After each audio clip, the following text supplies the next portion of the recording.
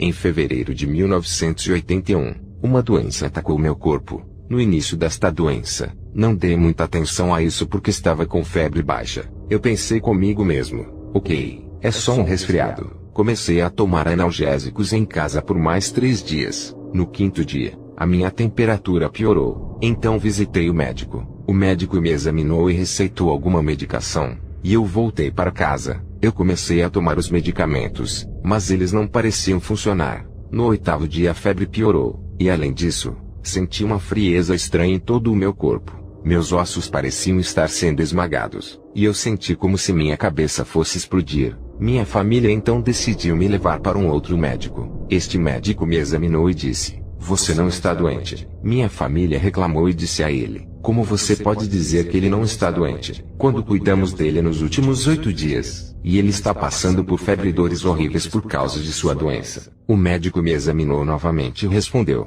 "Sua temperatura está normal, seu pulso está normal, não consigo encontrar nenhuma alteração em seu corpo. No entanto, eu lhe darei a medicação porque você diz que está doente. Eu serei honesto com você. No entanto, você está apenas desperdiçando seu dinheiro porque está saudável." Ele me deu o remédio e eu fui para casa. Quando voltei para casa, minha família estava criticando o diagnóstico do médico e dizendo que ele não estava qualificado para praticar medicina. Eu tentei me levantar de onde eu estava sentado, mas meu corpo estava abalado por um frio nervoso e eu desmaiei no chão. Minha família me pegou e me levou para minha cama. Então, essa frieza que senti se tornou mais forte e possuiu todo o meu ser. À medida que as horas passavam lentamente, senti que minha cabeça ia explodir, e que o frio estava sacudindo cada parte do meu ser enquanto eu descansava. Louvado seja Deus que meus familiares são cristãos. Eles convidaram os irmãos em Cristo da igreja para orarem comigo, mas eu não fui curado. No dia 15, todos os meus órgãos internos ficaram inflamados, e eu não pude comer, dormir e beber água. Toda a experiência de comer era acompanhada de dor. Até para dormir era igualmente uma experiência dolorosa. Quando minha família viu minha condição de deterioração, eles me levaram para a Clínica Salvadorenha, que é um centro médico particular. Os médicos ficaram imediatamente preocupados e me colocaram em oxigênio, soluções salinas e um monitor cardíaco quando começaram a fazer os testes. 2 dias de testes continuaram enquanto eu estava na clínica. Mas eu também quero dizer a todos vocês amigos que estão lendo isso,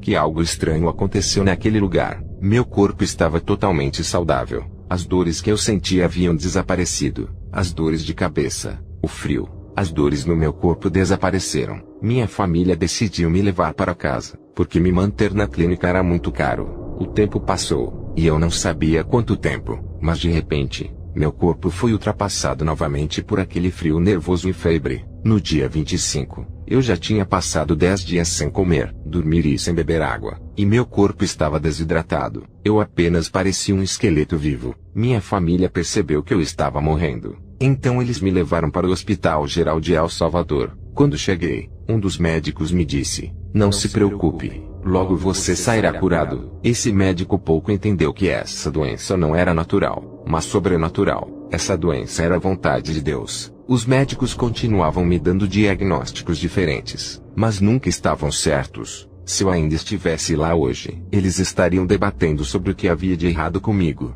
Os médicos me testaram neste hospital por 3 dias e não conseguiram encontrar nada de errado comigo. Eles usaram todo tipo de teste que estava disponível. Era tão estranho, porque toda vez em que eu visitava um médico os sintomas saíam. E o que quer que estivesse me atormentando, voltava para me possuir quando eu voltava para casa. Cheguei em casa, e minha família ficou ainda mais preocupada. Eles disseram: "Que Deus te mantenha saudável desta vez. Que Deus mantenha essa doença longe de você e tenha misericórdia de você, para que esta seja sua última visita ao médico." No entanto, a doença voltou, e com 33 dias eu morri. Eu tive uma reunião de mudança de vida com nosso Senhor Jesus Cristo. Louvado seja o Senhor. Naquele dia eu estava ainda pior. Eu tive febre naquela manhã, mas adormeci no meio do dia. Descansei por cerca de 1 hora, e depois a doença voltou ao meu corpo. Por volta das 19 horas, minha mãe estava orando por mim. Depois da oração ela disse: "Meu filho, graças a Deus a febre deixou seu corpo. Ouça, já que você não quer comer ou beber,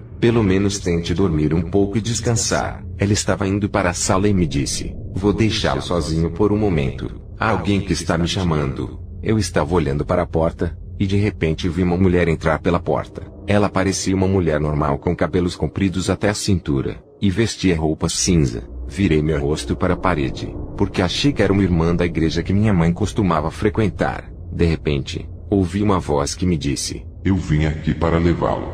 Virei meu rosto para ver quem realmente era, e não era a mesma pessoa que eu havia visto antes. Sua aparência, em poucas palavras, era simplesmente horrível. É difícil descrever com palavras como isso foi horrível. Eu só vi que os olhos dele estavam vermelhos. Mas o que me fez sentir mais medo foi que eu o vi tirar de suas roupas uma adaga com cerca de 60 centímetros de comprimento. Eu me apressei, e então começamos a lutar. Você pode imaginar o quão alto eu gritei quando minha família estava na sala conversando. Quando me ouviram gritando, correram imediatamente e empurraram a porta. Ficaram surpresos porque viram meu corpo levantar, pular, cair e girar em torno daquela cama como se eu estivesse lutando com uma pessoa imaginária. Quando minha família me viu, eles continuaram me perguntando o que havia de errado comigo e o que estava acontecendo. Implorei a eles que me ajudassem a levar a morte para longe de mim, porque pensei que era a morte que veio me levar. Minha família, angustiada, gritava para mim dizendo que eles não poderiam entrar ou mesmo se mover, por causa de uma força sobrenatural dentro de seus corpos que não os deixava se moverem de onde eles estavam. Eu continuei lutando com esse ser, e meu corpo começou a enfraquecer. Eu senti que ele começou a me vencer. Quando fui derrotado, senti como aquele punhal passou pelo meu coração e morri. Eu não sei quanto tempo se passou. Meu amigo, quero contar-lhe sobre 3 coisas que o diabo está colocando na mente das pessoas. Ele está colocando muita descrença e muita conformidade com o mundo nos corações dos homens. As pessoas se perguntam se o diabo é como o mundo nos mostra que ele é, ou se é como o que a Bíblia nos mostra. O diabo quer que as pessoas acreditem que a alma não existe. O diabo diz que a sepultura é o fim da sua existência. Nada mais. Ele também quer que as pessoas acreditem que existe um purgatório onde as pessoas irão pagar pelos seus pecados, e então Deus as levará de lá para colocá-las no céu com ele. Quero dizer-lhes, meu amigo, que estas são algumas das piores mentiras do diabo, porque em primeiro lugar, a alma existe. Em segundo lugar, a sepultura não é o fim da vida. Depois desta vida, há outra vida que é eterna. Em terceiro lugar, o purgatório não existe. Isso é uma mentira do diabo e uma invenção dos homens. Porque se uma pessoa não se arrepender, não se afastar de seus pecados e não se aproximar de Jesus Cristo, irá resolver a dívida do pecado com Deus. Ele terá que ir para o inferno como eu fui, quando aquela adaga atravessou meu coração e eu morri. Não sei quanto tempo passou depois, mas minha alma, minha verdadeira personalidade começou a sair do meu corpo. A personalidade real não é aquela que você pode ver e tocar, mas a personalidade da pessoa real é a alma. A alma é aquela que sente, vê, raciocina, ouve, e também é aquela que terá que ficar de uma vez por todas perante o Senhor para prestar contas dos feitos no último dia. Comecei a deixar meu corpo e a flutuar no quarto. Eu podia ver os meus irmãos chorando e gritando que eu estava morto. Eu podia ver minha mãe de joelhos chorando diante da presença do Senhor. E também podia ver meu próprio corpo pálido e rígido naquela cama, dentro daquela sala. Eu contemplava o mundo pela última vez. E então comecei a sentir que algo estava me puxando como um imã, com uma escuridão que começou a me cobrir. Eu queria fugir, mas não consegui. Esse ser estava me puxando na velocidade da luz. Eu não conseguia escapar mesmo que quisesse. Em nossa direção, eu podia ver uma espécie de montanha, e quando nos aproximamos, pude ver uma abertura como uma cratera. No fundo daquela cratera, vi uma massa avermelhada que queria nos alcançar. Foi lá que eu vi as mentiras do diabo. E também vi que tínhamos uma alma, e que a sepultura não era o fim de tudo, porque meu corpo ainda não estava enterrado no túmulo quando eu já estava entrando naquele lugar. Eu pude ver também que não havia purgatório, porque eu perguntei a esse ser que me levou lá, que tipo de lugar é esse? Ele me respondeu: Este lugar é o inferno, a sua casa, e é para onde você está indo agora. Comecei a gritar para Deus. Eu queria fugir, mas não consegui, porque aquela porta não me deixou ir. Eu comecei a dizer à morte que eu era um filho de Deus, que Jesus Cristo era o meu Pai, e que eu era o seu filho, e que ele disse em sua palavra que todo aquele que cresce em Jesus, todo aquele que clamasse a ele não poderia vir para o inferno, porque Jesus preparou um lugar especial para seus filhos. No entanto, você que lê isso, eu quero te dizer uma coisa, especialmente para aqueles que querem ter o privilégio de ter uma posição dentro da igreja, para todos aqueles que querem trabalhar na obra de Deus, ou aqueles que querem alcançar salvação eterna. Tenha muito cuidado com a forma como a sua vida é vivida ante a presença do Senhor, Antes de ter essa experiência, passei 7 longos anos da minha vida dizendo às pessoas que era cristão, mas as minhas ações eram as mesmas do que qualquer pessoa perdida do mundo, porque eu estava dizendo que eu era um filho de Deus. Eu vou te contar como era minha vida antes. Eu nasci com um passado religioso. Minha família era religiosa. No entanto, quando eu tinha 9 anos, comecei a me perder em pecados como fumar, fazer sexo com mulheres e ficar bêbado. Quando eu tinha 12 anos, tornei-me independente de meu pai, e comecei a praticar bruxaria, o ocultismo, o espiritualismo, e a última coisa que pratiquei foi a fé rosa cruz, por causa de uma doença que eu tinha quando tinha 12 anos, e desde que eu tinha 5 anos eu era cego, e perdi a audição no ouvido direito. Aceitei o evangelho. Quero avisá-los de que muitos vêm à igreja apenas para receber a cura, há outros que vêm à igreja por fama ou dinheiro, outros vêm à igreja só para conseguir um namorado ou uma namorada. Mas eu quero lhe dizer, amigo, que você nunca deve ir à igreja por motivos egoístas ou carnais. Você só deve ir à igreja para glorificar o precioso e santo nome do Senhor. No entanto, eu só queria receber uma cura física para minha vida da igreja. E uma vez que a recebi, comecei a ser ativo na igreja. No entanto, quando eu estava ativo, o diabo começou a lançar seus dardos e eu comecei a me gabar e ser orgulhoso, hipócrita, rebelde, mentindo. E até comecei a ver meu pastor como espiritualmente inferior a mim, mesmo que ele fosse um grande servo de Deus. Aos meus olhos ele era mais baixo para mim, porque esse é um problema comum dos seres humanos. Colocamos nossos olhos nos homens ao invés de colocarmos em Deus. Há muitos que vão se perder, porque querem sentir-se mais importantes do que o pastor ou o diácono, talvez porque tenham um título. Eu te aviso, amigo, tenha muito cuidado com a maneira como você está vivendo. Um dia meu pastor, guiado pelo Espírito Santo, me disse: irmão, arrependa-se, e dê frutos dignos de arrependimento, ou então um dia você saberá o que é a mão de Deus. Eu lhe respondi: como você pode me julgar se é pior do que eu? Esse é um grande problema dos seres humanos. Milhões de almas estão perdidas, porque põem os olhos nas ações dos homens e dizem: se os cristãos são como ele, é melhor eu ficar como estou agora. Outros dizem: eu não vou à igreja até que eles mudem o pastor ou retirem o diácono. Eu te digo hoje, meu amigo, fixe os seus olhos em Jesus Cristo, que lhe concederá salvação. É por isso que quando eu estava na porta do inferno, por causa de toda a minha maldade e atos pecaminosos que eu havia cometido, eu disse à morte que eu era um filho de Deus. Mas a morte me respondeu: se você fosse um filho de Deus, Deus nunca teria permitido que eu te levasse a este lugar. Começamos a descer, e quando chegamos ao local pude ver que estava coberto de escuridão e fumaça. Quando a morte parou, a escuridão foi puxada para trás como cortinas. Eu então comecei a entrar e a sentir aquele fogo e vapor, e uma parede que estava derretendo, algo como ferver mel. Comecei a sentir e ouvir os gritos de milhões e milhões de almas naquela porção do inferno. A morte começou a se preparar para me jogar no inferno, e quando ela estava prestes a fazê-lo, logo atrás de nós uma forte e poderosa voz soou, uma voz gloriosa do Senhor que dizia: para aí. Quando aquela voz soou, o lugar onde estávamos tremia tremendamente, e a morte fugiu da presença daquele ser maravilhoso. Eu queria ver de quem era a voz que soava com tanta autoridade, que até a morte fugiu de sua presença. Eu queria ver o rosto da pessoa que com a sua própria voz fez tremer o inferno. Quando me virei para vê-lo, acabei de ver uma luz muito forte,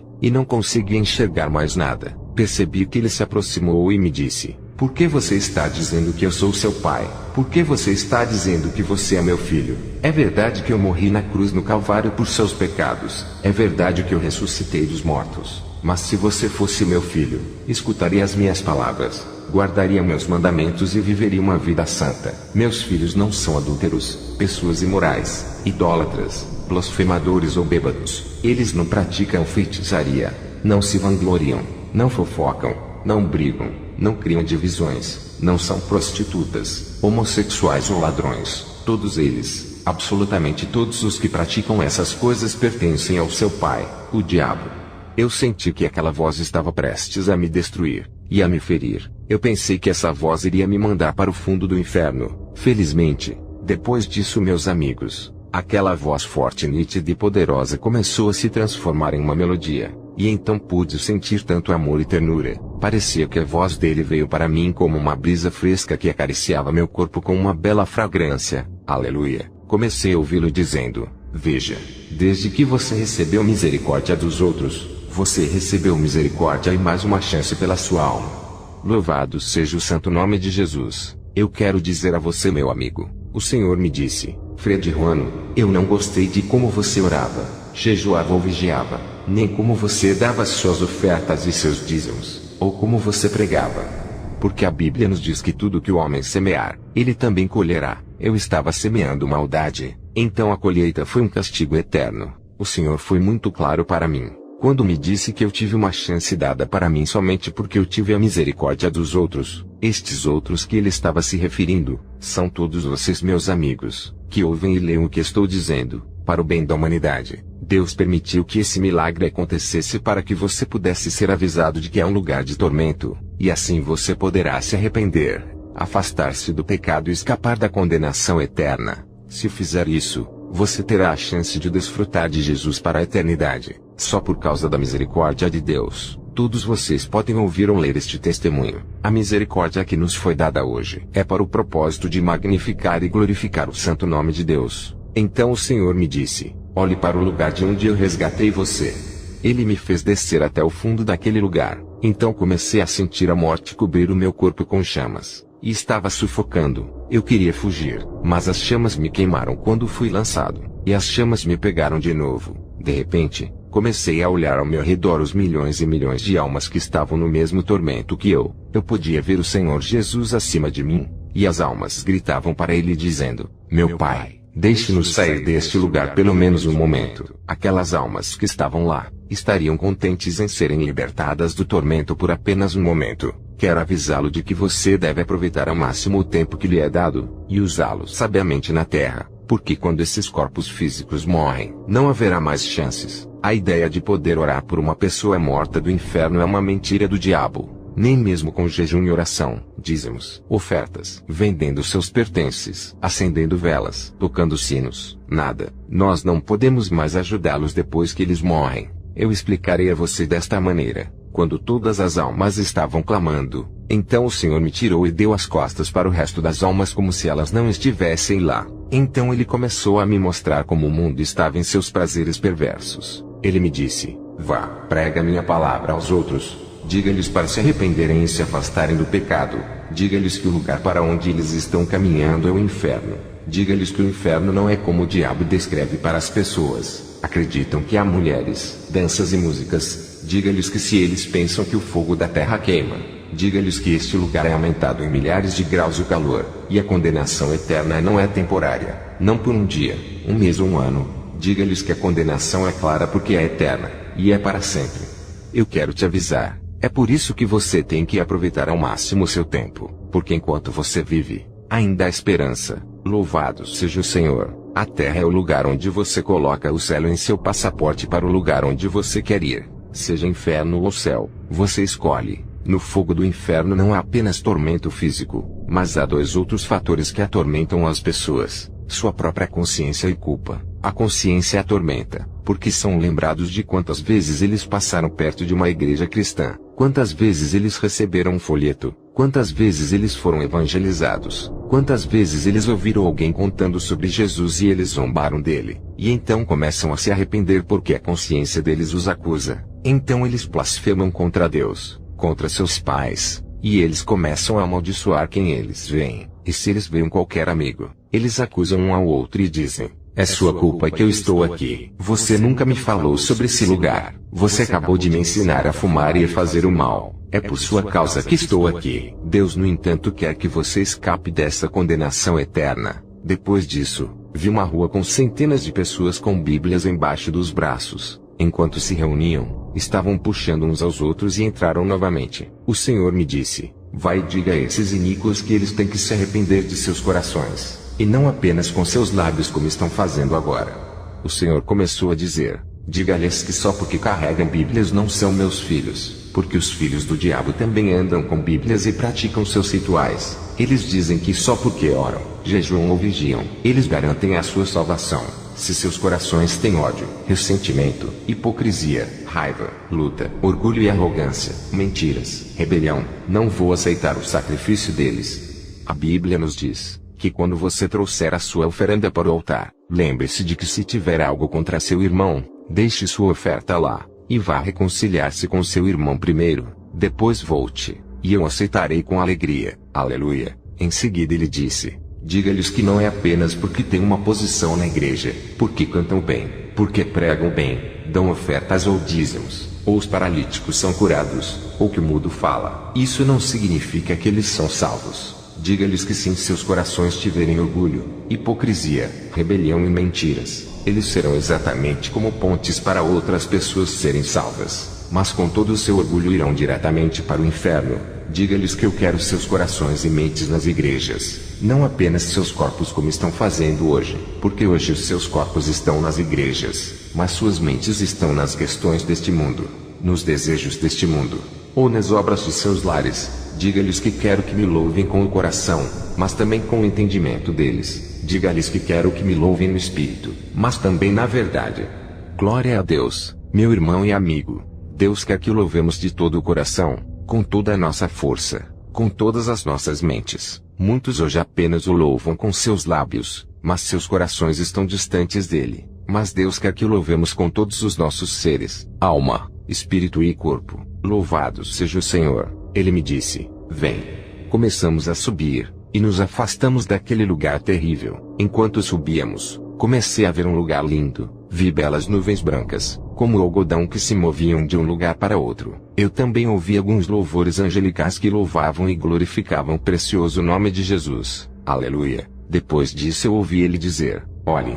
Vi então como as nuvens se afastavam como cortinas, e ao longe, comecei a ver algo que parecia o teto de um castelo. Havia portas, janelas e telhados que refletiam muitas cores como se houvessem muitas pedras preciosas incrustadas nelas. Eu vi uma rua branca que brilhava, e em seus lados havia jardins com lindas flores muito grandes de várias cores. Seu cheiro era como a combinação de milhares de deliciosos perfumes pulverizados ao mesmo tempo. Jesus me disse: isto é o que preparei para os meus filhos.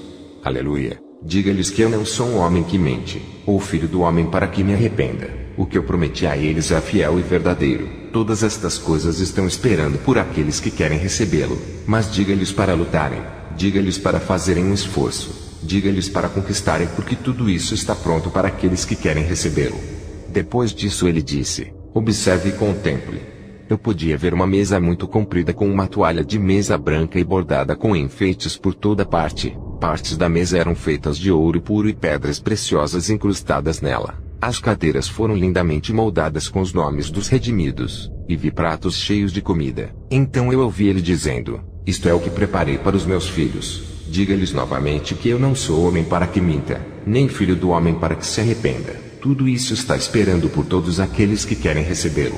Se você não tem um lugar para morar na terra, não fique triste. Em vez disso, arrependam-se e mudem seus caminhos, porque no céu há mansões que nenhuma mão de homens construiu, mas as próprias mãos do Senhor construíram aquelas mansões. Louve ao Senhor. Jesus então disse: olhe, todos estes são para aqueles que querem recebê-lo, mas diga-lhes para lutarem, diga-lhes para fazerem um esforço, diga-lhes para conquistarem, porque nem todos eles serão capazes de entrar neste lugar. Eu vi que algo como uma folha de linho estava solto, e ele me disse: passa esta mensagem para aqueles que começaram a caminhada e voltaram. Diga-lhes que os covardes não herdarão o reino dos céus. Vá, dê esta mensagem para as pessoas que voltaram e desistiram quando eles estavam prestes a terminar a sua caminhada. Incentive-os a lutar, façam um esforço e sejam persistentes. Conquistem, porque a recompensa que está lhes esperando é ótima, maior do que qualquer um pode imaginar. Louve ao Senhor. É verdade o que o apóstolo disse: as coisas que o olho não viu e o ouvido não ouviu, e não subiram ao coração do homem, são as que Deus preparou para os que o amam. Depois disso, a voz de Jesus mudou-se para uma voz de tristeza. Chorando ele disse: olhe para todos os que estão ali e não poderão entrar. Eu quero avisá-lo de que não é suficiente ser um religioso. Não é suficiente dizer que você é cristão ou que você carrega uma Bíblia embaixo do seu braço, ou vai todo domingo à igreja. Não é suficiente cantar, orar ou jejuar. O mais importante é fugir do pecado, viver uma vida de temor a Deus e viver uma vida santa, uma vida que agrada aos olhos do Senhor. Lembro-me tristemente agora de que quando estava no inferno, vi muitos dos meus parentes. Você entende como isto é terrível? Eu estava orando por eles, acendendo velas para eles. Eu recitei orações para eles pensando que eu iria tirá-los do inferno e que eles agora estavam em paz com o Senhor. Para minha surpresa, Eles estão queimando no inferno. Eu vi todos os tipos de pessoas lá: pessoas religiosas, pessoas pobres, pessoas ricas, pessoas inteligentes e bem instruídas, e também pessoas ignorantes. Eu também vi pastores, evangelistas e um grande número de cristãos que estavam lá. Essas eram pessoas que eu conhecia na terra, mas porque suas vidas eram cheias de hipocrisia, rebelião, vida morna, orgulho e arrogância, vaidade, cheias de mentiras, e agora eles estão queimando no inferno. Felizmente você ainda tem uma chance enquanto estiver vivo e lendo isto. Você ainda tem esperança. Seja esperto e escape da condenação eterna. Jesus continuou dizendo: diga-lhes que estou cansado de sua passividade. Não é hora de criticar seu pastor ou diácono. Não é hora de discutir ou dividir. Não há tempo para férias ou tempo para assistir TV. Não há tempo para ir à igreja apenas 2 ou 3 vezes por semana. Não há tempo para gastar com modas modernas. Basta. Isso tudo é lixo do diabo.